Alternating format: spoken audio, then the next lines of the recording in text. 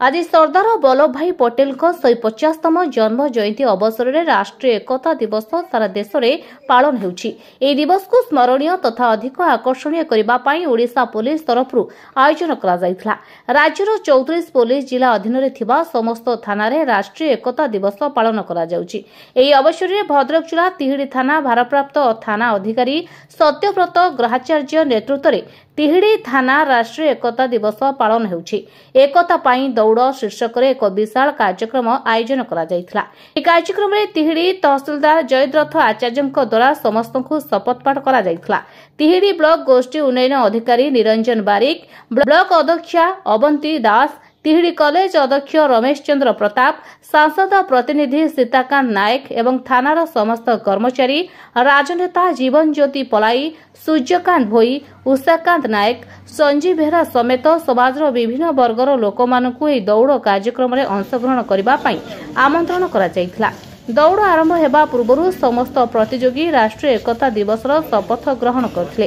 एही कार्यक्रमर महत्व उद्देश्य उल्लेख्य जे देश को एकता सूत्र रे बांधी रखिबारे सरदार पटेल को भूमिका अतुलनीय थिला। एही कथा तिहिडी थाना आईआईसी सत्यव्रत ग्रहाचार्य कहिथिले। भारत स्वाधीन हेबा परे देशर 562 राजा मानक द्वारा शासित राज्य गुड़िकु एकत्र करिबारे से असाधारण भूमिका तुलाइथिले। तांकर दृढ़ इच्छाशक्ति, राजनैतिक दूरदृष्टि एवं देशप्रेम जोगु भारत एक अखंड राष्ट्र रे परिगणित होइथिला बोली तिहिडी ब्लॉक उन्नयन अधिकारी निरंजन बारिक मत रखिथिले। तेबे तांकर जन्म जयंती अवसर में तिहिडी थाना परिसर में राष्ट्रीय एकता दिवस पालित हो जाइछि। दिनक पूर्व बिरंची नारायण माधव अर्जुन कॉलेज, तिहिडी कॉलेज छात्र छात्री मध्य एक चित्रांकन प्रतियोगिता, सरदार पटेल को जीवनी एवं राष्ट्रीय एकता दिवस महत्व को नहीं तर्क एवं प्रबंध प्रतियोगिता आयोजन करा जायथिला। आज तिहिडी पुलिस स्टेशन परिसर में पोस्टर एवं बैनर लगाई राष्ट्रीय एकता दिवस महाआडंबर सह पालन होइछि। आज राष्ट्रीय एकता दिवस रे समस्त को अभिनंदन स्वागत।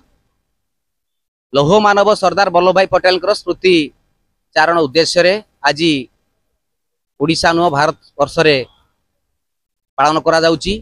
तांकर जो अदम्य चेष्टा एवं साहसर दक्षता बल से जो अखंड भारत को एकाठी करिया स्वप्न देखिथिले सेतिरे मध्य से सक्सेस होइतिले।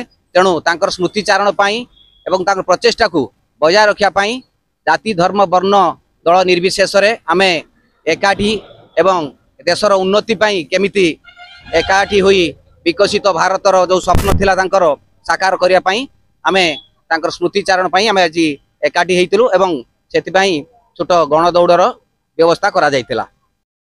समस्त तिहिडीवासी को मोर राष्ट्रीय एकता दिवस अभिनंदन स्वागत। आम आज लौह मानव जन्मदिन को मन पकाउछंदी।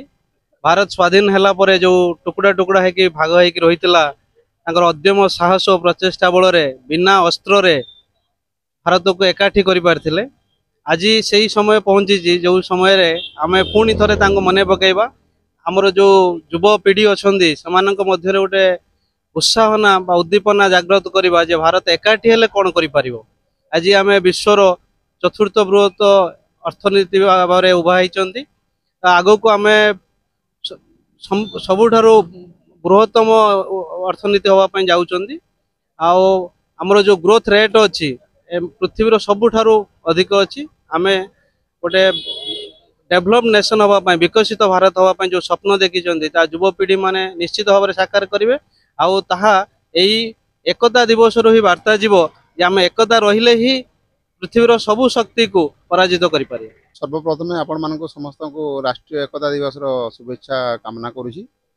आउ जेमती आपण माने जानिछंती एकता ही बल।